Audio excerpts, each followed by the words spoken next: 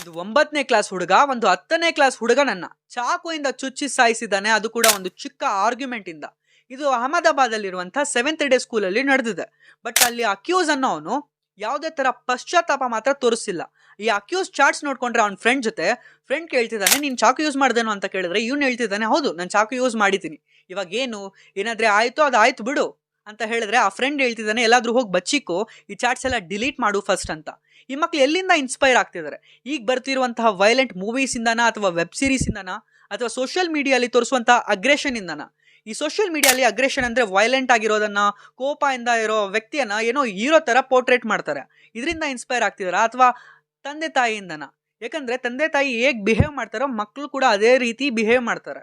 So ಇಲ್ಲಿ ಏನ್ ಕಳ್ಸ್ಕೊಡ್ತಾ ಇಲ್ಲ ಮಕ್ಕಳಿಗೆ ಅಂತ ಕೇಳಿದ್ರೆ, ಅಪ್ಪ ಅಮ್ಮ ಎಲ್ಲ ಕೊಡ್ತಾರೆ ಮಕ್ಕಳಿಗೆ, ಗ್ಯಾಜೆಟ್ಸ್ ತಗೊಡ್ತಾರೆ, ಅವ್ರು ಕೇಳಿದಾಗೆಲ್ಲ ದುಡ್ಡು ಕೊಡ್ತಾರೆ, ಪ್ರೀತಿಯನ್ನು ಕೊಡ್ತಾರೆ.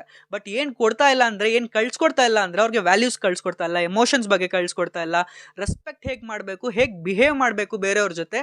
ಇಲ್ಲಿ ಎಂಪತಿನೇ ಮಿಸ್ಸಿಂಗ್, ಕರುಣೆನೇ ಇಲ್ಲ, ಇಲ್ಲೆಲ್ಲ ಈಗೋ.